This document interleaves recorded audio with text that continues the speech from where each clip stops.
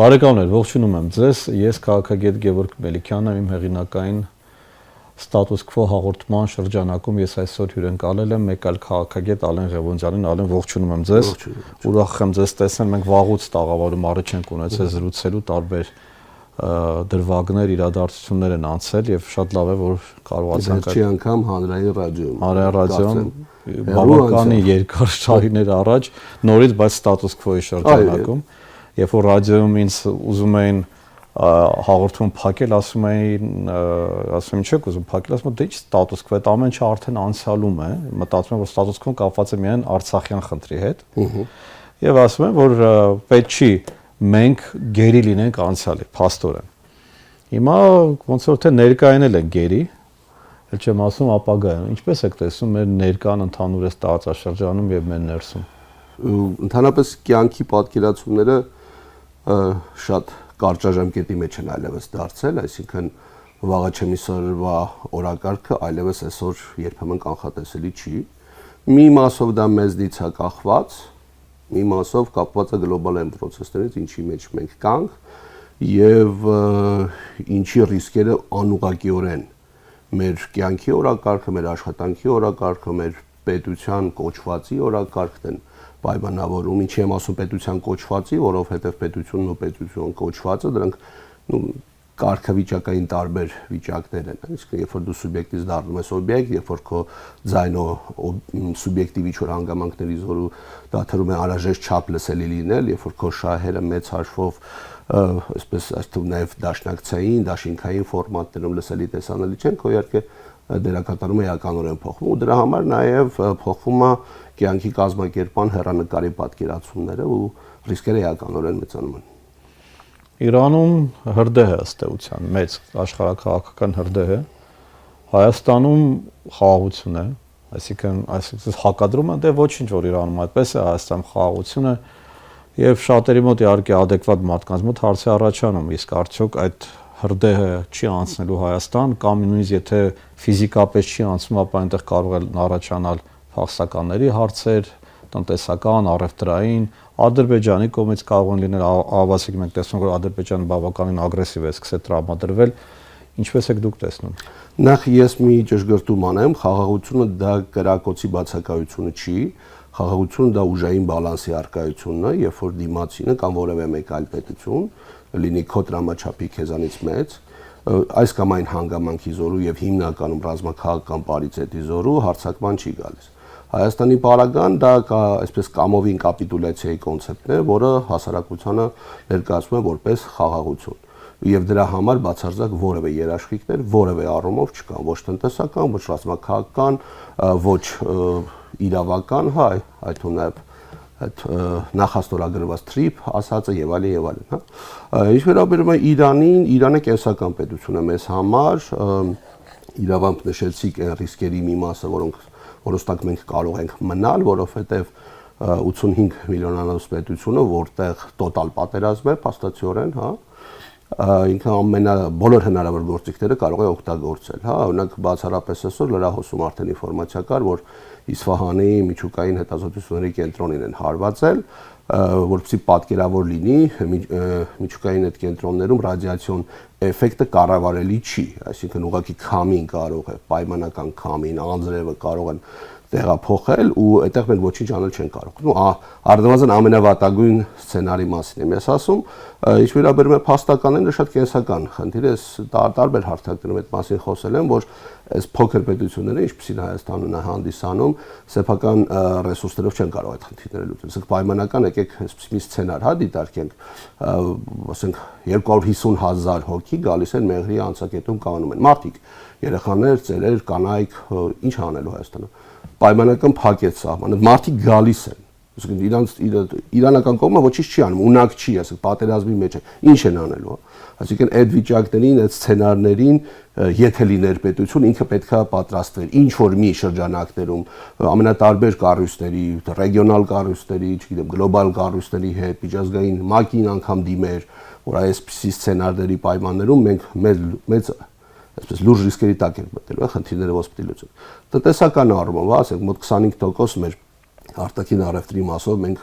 այսպես ասած անցնում է Իրանով, հա, Բանդար Աբասով է մտնում Հայաստան ապրանքներ, մենք Իրանից են հենց բուն իրանական ցակման հումքային բազմաթիվ ռեսուրսներ։ Երբ որ ես ասում եմ հումքային ռեսուրսներ, դրանք այն ռեսուրսներն են, որոնց հետ մենք ամենօրյա մեր կյանքում առնչվում ենք։ Օրինակ տոմատի մածուկի խտանյութը որտեղից է գալիս, ասենք Իրանից, չէ։ Այդ տոմատի մածուկի ինչի մեջ օգտվում ես, մի էլեմենտի մասն եմ ընդհանրապես ասում, դրանք մի քանի 100 միավոր ապրանք են, հա։ Իդեպ Իրանը արգելել է այլևս որևէ ապրանքների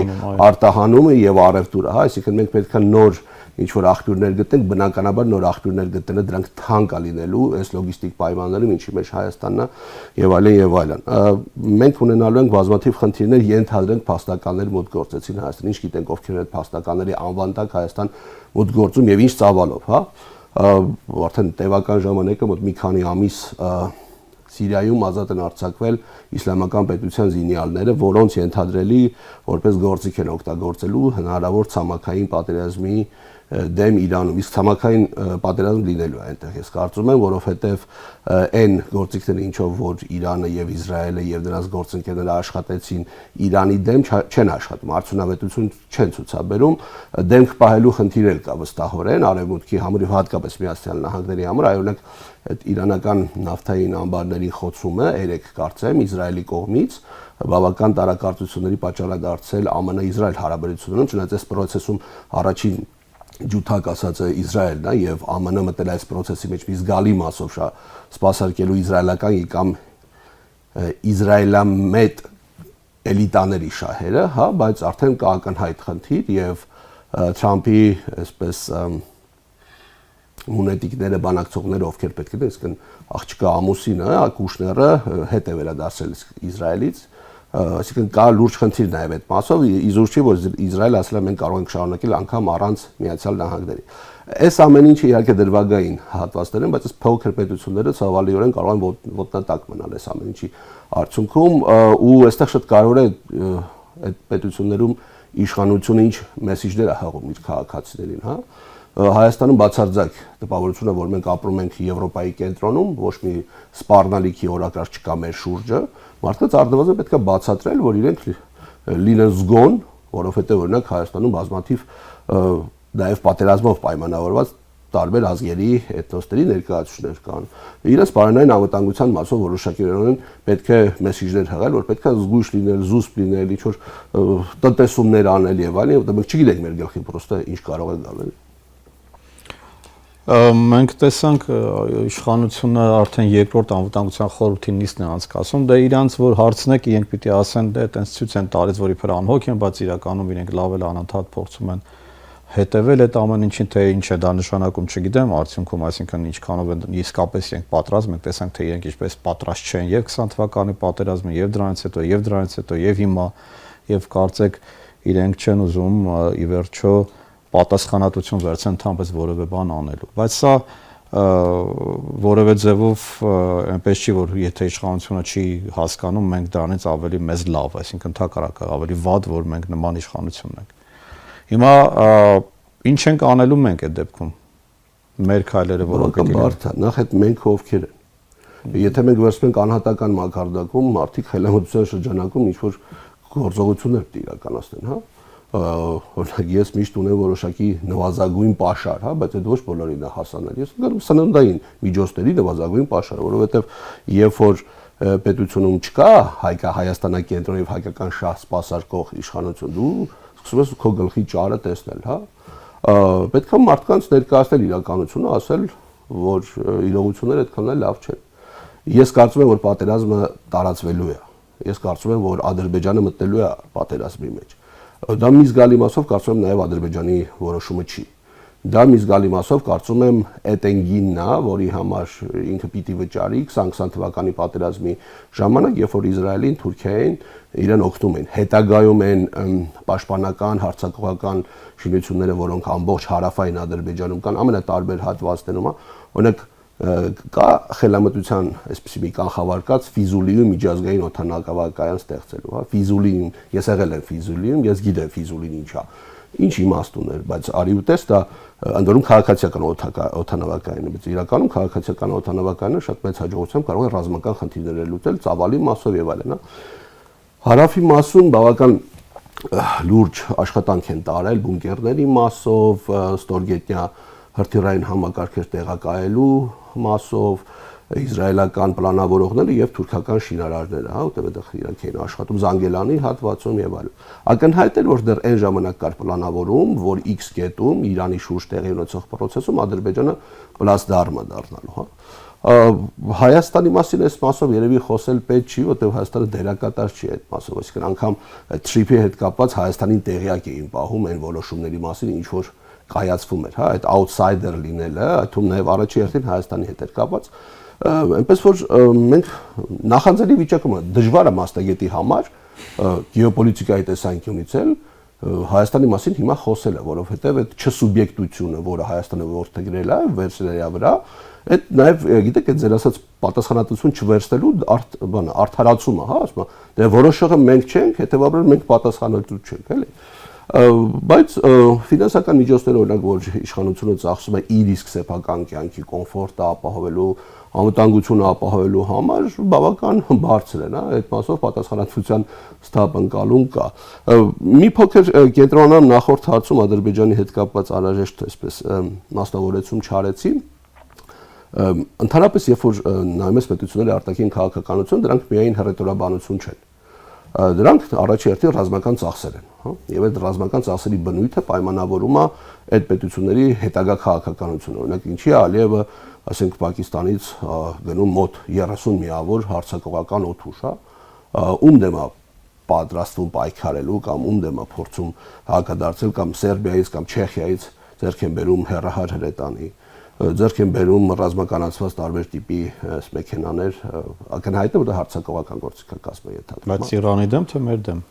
Այստեղ խնդիրը գիտեք ոնց, եթե պատերազմի էսկալացիան տարածվեց, Հայաստանի աշխարհագրական ծավալը մակերեսը շատ փոքր է, իսկ եթե Իրանի հետ այդ process-ը գնաց, ակնհայտ է, չէ՞ որ Թուրքիան դիտորդ չի լինելու։ Ավելին ասեմ, այն առիթները, հա, օրինակ երկրորդ համաշխարհային պատերազմի առիթը, առաջին համաշխարհային պատերազմի առիթը Ֆրանս Ֆերդինանդի սպանությունն էր։ Մի սպանությունը էսկալացեց, իրական դա առիթ էր, ոչ թե պատճառ։ Պատճառները շատ ավելի խոշորային են։ Հիմա առիթները շատ հեշտ են։ Երկու առիթ առնվազն կա։ Թուրքիան օրեր առաջ հայտարարեց, որ հրթիռներից մեկը ընկել է իր տարածք եւ իրենք միանգամից սկսեցին խոսել իրենց տարածքային ամբողջականության ախախտելիության մասին։ Իդեպ եղել են դեպքեր տարիներ առաջ, երբ որ Իրանը եւ Թուրքիան համատեղ ուժերով ի նկատի հեղափոխությունից հետո հարվածներ են հասցնում սահմանային քրդական միավորներին։ Այդ ժամանակ տարածքային ամբողջականության մասին չկար խոսք։ Այստեղ պետք էր Էրդողանը որպեսզի ոնցաշուշ տեքստ հնչեցնի եւ հաջորդը դա Շահեդի, այսպես Նախիջևանի այդ հատվածում, իդեպ այդ Շահեդ դրոնները ինչպես են օրինակ ես կարծում եմ որ դա ադրբեջանական սադրանքերից այսպիսի սադրանքները լեգիտիմացնում են ինչ որ երկրների պատերազմին մտնելու իրենց պլանավորված քաղաքականություն։ Շահիդը որտեղից էր հայտնվել օրինակ Ադրբեջանի մոտ շատ հեշտ։ Շահեդներ Իրանը վաճառել է տևական ժամանակ եւ մեծ քանակով Ռուսաստան։ Դրանք իրենց առաջին մարտական մկրտությունը մեծաշով հենց այնտեղ են ուսում, բավական լավ են իրենց դրսևորել 25000-անոց դրոնը, հա, որը մոտոցիկլի ձայն էր հանում մոտորապես, կամիկաձեի արժեք դրած խնդիրները լիովին լուծում էր։ Դրանց մի մասը ակնհայտ է, որ այդտեղ խոցվել են, իջեցվել են եւ այլն։ Ավելին ասեմ, այդ դրոնները,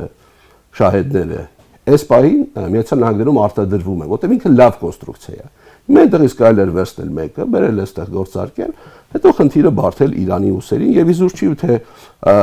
իրանական կողմը ինչպիսի հրապարակային հերքումներ արեց, Լարիջանին կարծեմ խոսեց Ալիևի հետ եւ այլն։ Իրենք հասկանում են, որ Իրանին շրջափակում են եւ Իրանը հասկանում է, որ իրավիճակը իր համար էականորեն է բարթանալու։ Այսպես չհրապարակված տվյալների զորու երեք Ադրբեջանը այցելել հարակից պետություններից հյուսիսի հարակից պետություններից մեկի ռազմական ոլորտի երկու ներկայացուցիչ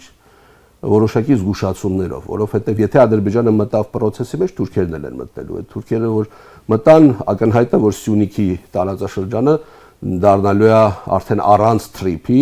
նրանց հյուսիսից արևելքից արևմուտք, արևմուտքից արևել գնալու այսպես ճանապարհ կացան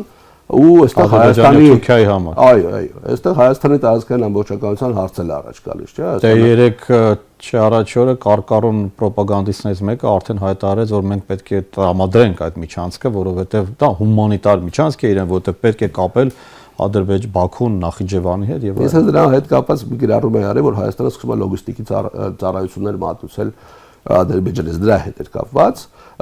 Գիտեք ոնց շահառու կողմը գործող իշխանության Ադրբեջանն, այսինքն գործող իշխանությունը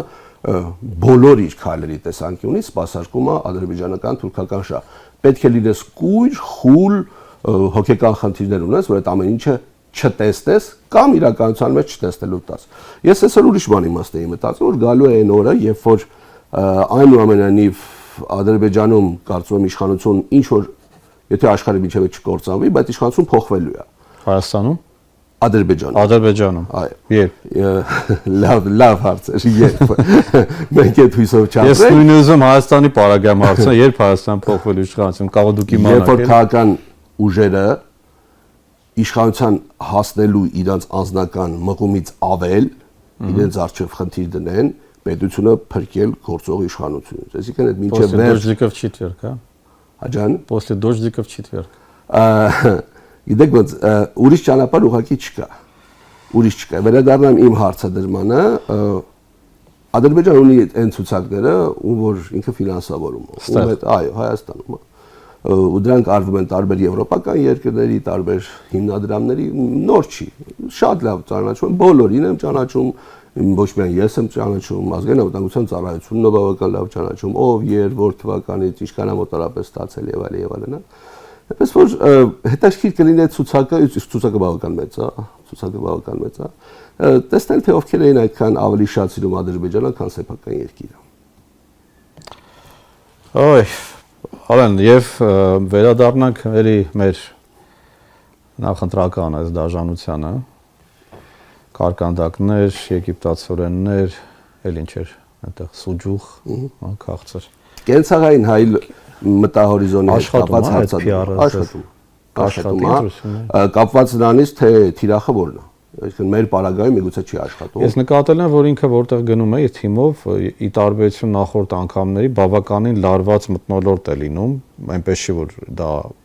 միայն ընդդիմադիր ալիքներն են ցույց տալիս, բավականին մենք տեսնում ենք, որ այդտեղ բախումներ են լինում կամ բախում ասելով, այսինքն անհամաձայնություններ, տենց չէր, չէ՞, ոնց որ նախկինում, թե մենք մեզ ուղղակի ուզում ենք ստանալ։ Եկեք հասկանանք, թե մենք որի հետ ենք սկսում համեմատել։ Այսինքն, եթե մենք վերցնում ենք 21 թվականի օրակարգը, իսկ այդտեղ ընդդիմությունը նաև խնդիրներ ուներ, դրա համար ինքը նաև չանցավ, հա, քարոզչական հարցադրումների տեսանկյունից, այո, այդպես իհարկե չէր։ Այսինքն չկա լարվածություն, հակառակը գործող վարչապետը շատերի համար անգամ պատերազմում, դավադիր պատերազմում պարտվելուց հետո, պարտություն կազմակերպելուց հետո սոցիալ-կենցաղային մտածողություն ունեցող մարդկանց մոտ այնուամենայնիվ մնում էր ֆավորիտ եւ կար ֆավորիտ։ Հասկացեք, իր խնդիրը հետեւյալն է, որ ինքը միշտ ժողովրդի զավակի կարգավիճակում է հանդես գալիս։ Այդ կոկուրուզ ուտելը, հա, այդ եգիպտացորեն ուտելը, այդ կարկանդակ ուտելը, իրենք ուզում են յուրայինի ընկալումը ապահովեն։ Ինչի՞ է գնացել մարզերում ման գալիս հարցադրում։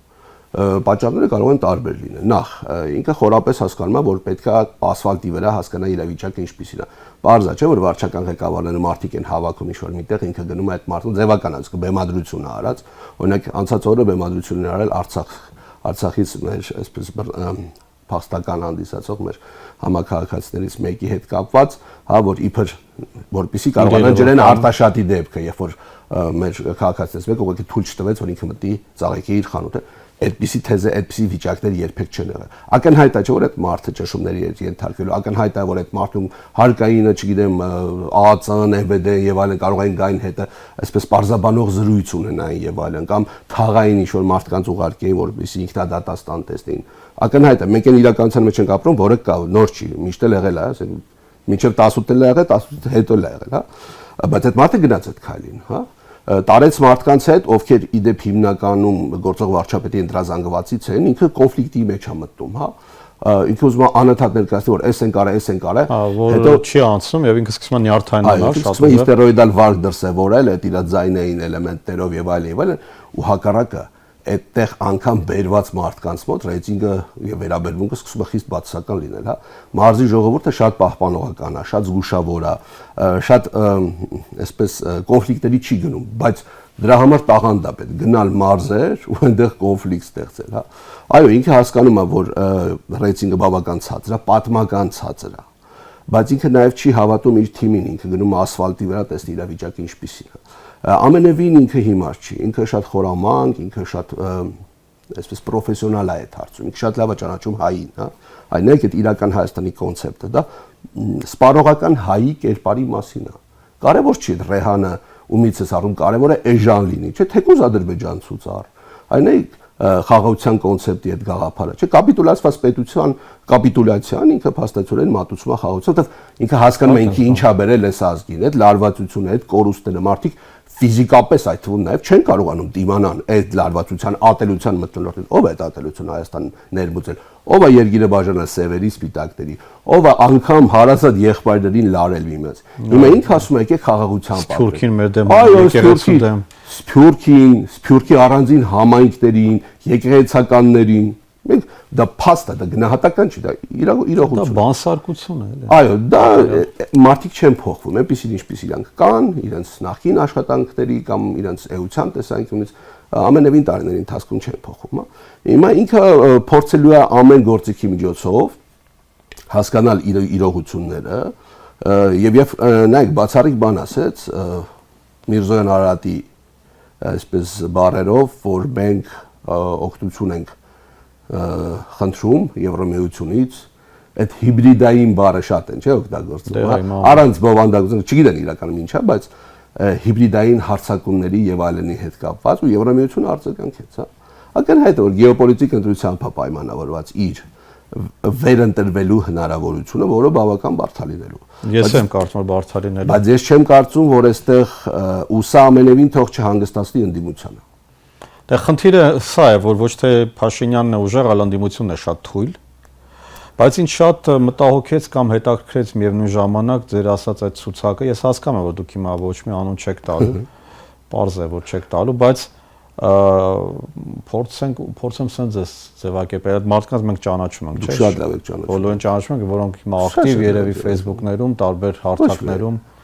ակտիվորեն խոսում են խաղաղության կամ նույնիսկ, չգիտեմ, հնարավոր անգամ բանակի կերպափոխման եւ այլն, այսինքն այսպես իբր ազգային շահերից, դիրքերից, բայց իրականում արևմուտքի փափուկ ուժը խելացի է աշխատում Հայաստանում։ Հասարակության մի շրջանակ տարիներ շարունակ ապրել, գործունեությունը ծավալել այլ նարատիվների ներքո։ Դրա համար իրանք վճարվել են իհարկե։ Ամենավերջի տվյալներից մեկը, երբ որ UNDP-ն Հայաստանում փակվեց, կներեք USAID։ Ինքը բազային կառույց էր ֆինանսական առումով եւ իրենց բավական մեծ ճյուղավորումներ կային։ Արամ Զավենի Սարգսյանը հանրայինի եթերով կամ մեկ այլ եթերով ասեց, դե գիտեք, քանի որ փակվել են լիքը մարդիկ կան, ովքեր այդ ու նաեւ ֆինանսների խնդիրներ ունեն իրենց գործունեության, քարոզչական գործունեության մեջ, հա։ Իսկ մարդիկ բացահայտ փաստում հայտարարում են, որ մենք օտար երկրներից ֆինանսներ ենք ստացել, խնդիրն է, եկեք ընդունեք, որ տարիներ շարունակ, երբ որ նախկինում էլ, հիմա էլ թույլ են տալիս, որ ոչ թե այս think tank-ները, վերլուծական տարբեր կենտրոններ ունենան ինքնուրույն ֆինանսավորման միջոցներ, տեղական, ինչպես օրինակ Միացյալ Նահանգները, ոչ ես կարող երբեք գնաս Միացյալ Նահանգներ եւ ֆինանսավորես որևէ think tank, դա բացառվում է, բայց ու պետք է ֆինանս գտնել, դա անում են բիզնեսները։ Այսինքն ստեղծել են մեխանիզմ, բանաձև, որտեղ բիզնեսը ֆինանսավորում է։ Իհարկե այդտեղ լոբինգային բաներ կան, իհարկե կուսակցական բաներ կա, բնական, բայց ոչ մի գումար դրսից, այն ինչ որ հիմա վրացիները փորձում են սահմանափակել, իհարկե մի քիչ կացնային ձևով անում դա բան, բայց միևնույն է շահարկում են, բայց դա ճիշտ բան է։ Երբ որ դու գիտես թե գումար, բայց ով է թույլ տվել նախկինից էլ սկսած, սորոսական կլինի, անգամ ռուսական կլինի, ցանկացած գումարներով ինչ ուզել արել են, եւ հիմա մենք եկել կանգնել ենք այդ փաստի առաջ, որ այդ մարդիկ հիմա էլ ադրբեջանական գումար են ստանում։ Նախ այդ մարդիկ շատ վաղուց են ադրբեջանական գումար ստանում, շատ հեշտ է, շատ վաղուց, 90-ական թվականների կեսերից արդյոք, հա։ Ես հասկանում եք Հայաստանում, երբ որ որոշ իշխանապողություններ են տեղի ունեցել Հայաստանում մի քանի անգամ, հա, երկրորդ էշելոնի մարդիկ, իրենց զավակները, հետո հայտնվեցին համապատասխան եվրոպական եւ ոչ եվրոպական, այսպես ինչ որ կառույցների ուշադրության կենտրոնում, հա։ Տրամաբանական է, որևէ մեկ այլ երկիր շահագրգիռ չի, որ Հայաստանում իրավիճակը փոխվի եւ դրա համար գումար հատկացնի։ Ինչի իր հարկատուների գումարները պետք է դեն, առնվազն գեոպոլիտիկ օրակարգ կա, ազդեցության օրակարգ կա, մտածողության փոխելու օրակարգ կա, հա։ Այո, պետությունը անելիք ուներ այս մասով, ոչ թե 18-ից հետո, այսինքն պետություն չունենք 18-ից հետո։ Այն իմաստով, որ Հայաստանում բոլոր որոշումները 18-ից հետո ճշգրտվել են արտաքին ինչ-ինչ գործընկերների հետ, Հայաստանը արտաքին կուրացիայի տակ աշխատող պետություն է, մինչև 18 թվականը։ Մինչև 18 թվականը հեռու անցյալից, բայց այդտեղ ուրիշ խնդիր էլ կա։ Այդպիսի սահմանափակումները փոքր պետությունների համար, որոնք իբրև դեմոկրատական ճանապարհով են գնում, խնդիրներ են ստեղծում։ Այսինքն ինչ-որ դեսպանության ներկայացուցիչ կամ դեսպան կարող է գալ եւ ամենաբարձր մակարդակում ասել, որ դուք որոշակի սահմանափակումներ, ճնշումներ եք գործադրում եւ այլն։ Ակնհայտ է, որ ճիշտ ճանապարհը այն է, որ պետությունը ինքը ֆինանսավորի այդ հիմնադրամները, այդ ուղեղային կենտրոնները, այդ ՀԿ-ները, ծրագրերը եւ այլն եւ այլն։ Ունեցել ենք այդպիսի մի փուլ, բայց արդյոք այդ փուլը իր նպատակին ծառայել է։ Վստահորեն ոչ։ Փուլը մոտավորապես ինչպես որ հիմա ՀՄԿ-ն է ֆինանսավորում, այսինքն էլի պետությունը չի թողել որ անկախ բաներ գործեն, գործել են իր իշխանության շահերից, ինչպես օրինակ ՀՄԿ-ն է անում։ Մարդկանց գործունեությունը հետագայում հայտնվել է այսպես համապատասխան կառույցների ուշադրության կենտրոնում, երբ որ իշխանությունը փոխվեց երկրում։ Այսինքն խնդիրը չի եղել, որ այդ ֆինանսները տան, որպեսզի այս երկրում սթափ, հետևողական, պրոֆեսիոնալ, անհրաժեշտ պետության արտաքին քաղաքականության տեսանկյունից կամ այլ խնդիրներ անհրաժեշտ ինֆորմացիա արվի, հա։ Ու հատկապես նաև այդ մարդիկ սկսել են այլ դաշտերում, հա, ինքնադրսևորվել, հա։ Մենք այստեղ ոչ թե լղոզում ենք իրանց, այստեղ կա անհատական պատասխանատվության հարցեր, չէ։ Ակնհայտ է, չէ, որ օրինակ ինձ էլ են արել այդպիսի առաջարկներ եղել են։ Ակնհայտ է, չէ, որ այդ մարդիկ որ մտնում են այդ process-ների տակ, իրանք հիմար չեն, իրենք գիտեն ինչ տակ են ստորագրում եւ այլն եւ այլն։ Համապատասխան կառույցները հստակ գիտեն թե ով ում թիմից է եւ այլն։ Փափուկ ուժը ո՞նց է աշխատում, հենց այդպես չէ։ Այդ նարատիվները ցեղասպանությունները կապված։ Այո, իհարկե, դրսի։ Եվ այդ գործիքները շատ լավ աշխատում են, մեդիաները հասկանում եք, հիմա մենք գլոբալ մրցակցության դարաշրջանում ենք ապրում, ինչպես բիզնեսում, այդպես է քաղաքականության մեջ, ինչ որտեղ նորմալ է, որ տարբեր ուժային կենտրոններ փորձում են իրենց ապրանքը վաճառել։ Խնդիրը քո մեջ է։ Դու պիտի չդառնաս նախ ուղակի կույր սպառող եւ հասկանաս, կարողանաս հասկանալ թե որը որտեղից է եւ ինչքանով է դա նպաստում կամ համընկնում քո ազգային շահերի հետ, ոչ թե կուրորեն դե փողա թող տան, դա ասում են եւ նախկինում եւ հիմա։ Դե թող տան, հիմա Եվրամիությունը ուզում է լսի, որ մենք ժողովրդավար ենք, թող լսի։ Ռուսները ուզում են լսեն, որ մենք ենթադրենք բազաները չենք անելու, թող լսեն։ Այստեղ խնդիրը մեր մեջ չէ իհարկե։ Խնդիրը դրսում չի։ Ու բնականաբար այդ ուժային կենտրոնները շահագրգիռ են, որ Հայաստանում իրավիճակ բախ, որ իրենց դերակատարումը մեծ է, բայց պիտի աշխատեն, բայց ինչի՞ մասով։ Ալեն մեր ժամանակը ցավոք սպառվեց, մենք էլ կարծեք նոր սկսեցինք մոտենալ հարցերին, բայց այն ինչքան էլ խոսեցինք, ինձ թվում է շատ վստահ եմ, ոչ թե ինձ թվում է, որ շատ մտածելու տեղի կտա մեր հեռուստադիտողներին, ձեզ շնորհակալություն շատ։ Ես եմ շնորհակալ։ Շնորհակալություն ձեզ բարեկամներ, հետևեք Եվրամեդիա 24-ի աշխատանքներին, հաջողություն ձեզ։